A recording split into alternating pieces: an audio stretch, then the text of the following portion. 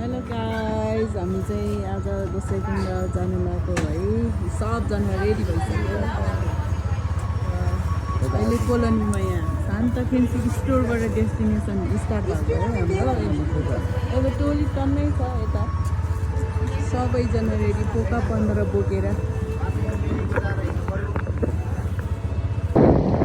हाम्रो गाइज आज दसैँकुण्ड to ready भइसक्यो। अगाडि दाइ भाउजू जाँदै हुनुहुन्छ, पछाडि टोलीहरू टन्नै छ अझै है। खिचौँ भनेको कोही पनि आइपुगेन, एकछिनमा अपडेट गर्छु हस्।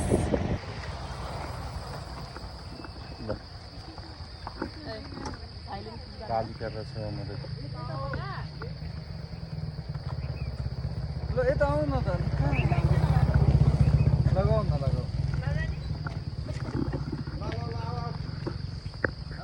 कहाँ बस्यो अहिले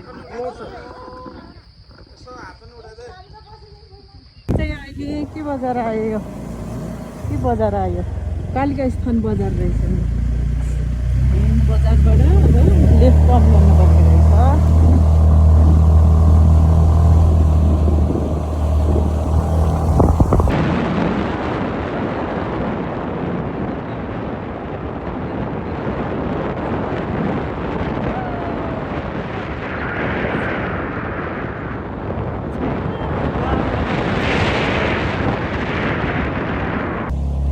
बजार आइपुग्यो,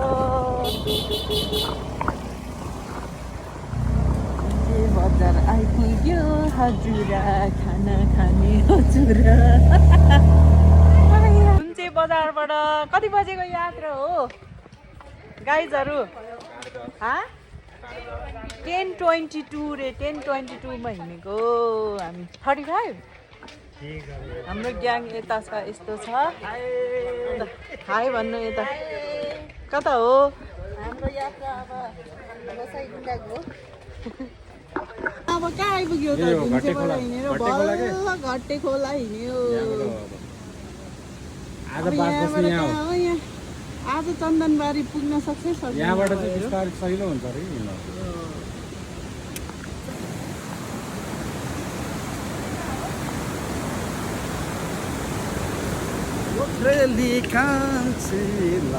पोखराकै हो र कान्छी? धादिङको भने होइन अनि नुहाकोटै हो, नुहाको हो र।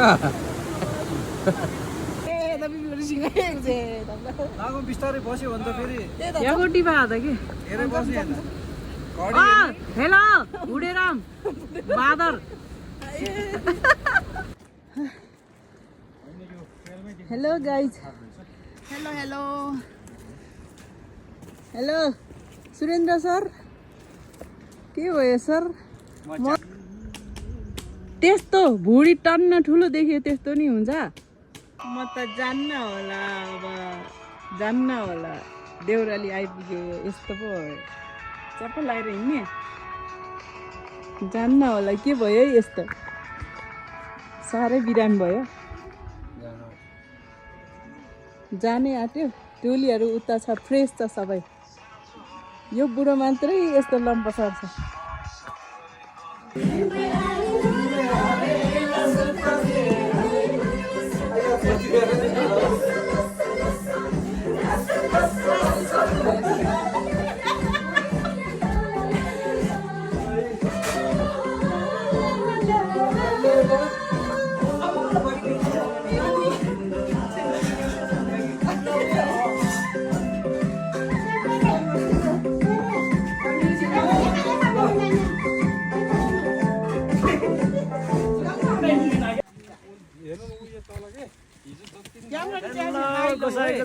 यात्रा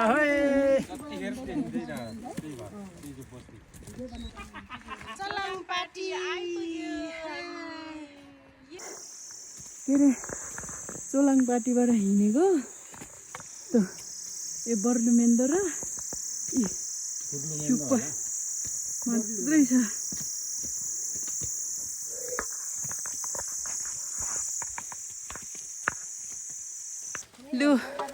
लु है गाइज, मरेपछि स्वर्गमा पुगिन्छ भन्ने आशा नराख्नु होला। बरु जिउँदो हुँदै नै उमेर छँदै यस्तो स्वर्ग हेर्न आउनु होला। बरु कम्ता स्वर्ग छैन ओहो हाम्रो नेपाल स्विजरल्यान्ड के हो र हमारा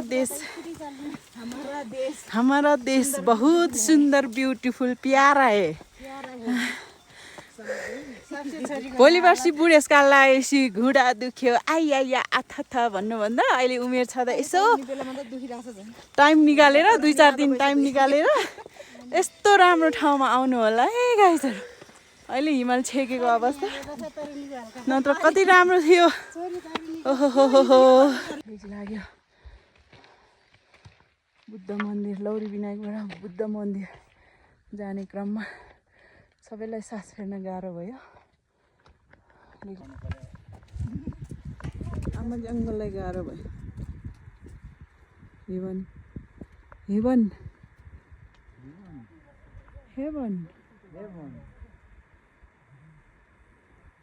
एकदम स्पेशली ठाउँ आइपुग्यो चट्टान गाइज म त जान्न होला भन्दै हामी फाइनली आइपुग्यो यता आउनु कति राम्रो आएको एकदम पिस है यहाँ आउँदा त छुट्टै रमाइलो त्यो थाकेको त सबै बिर्सिसक्यो केही याद आएन होइन हो गोसाइकुण्ड हो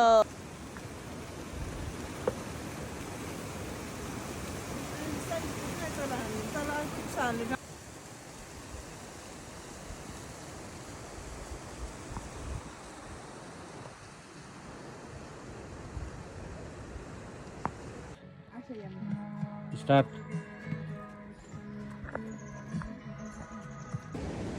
ल आउनु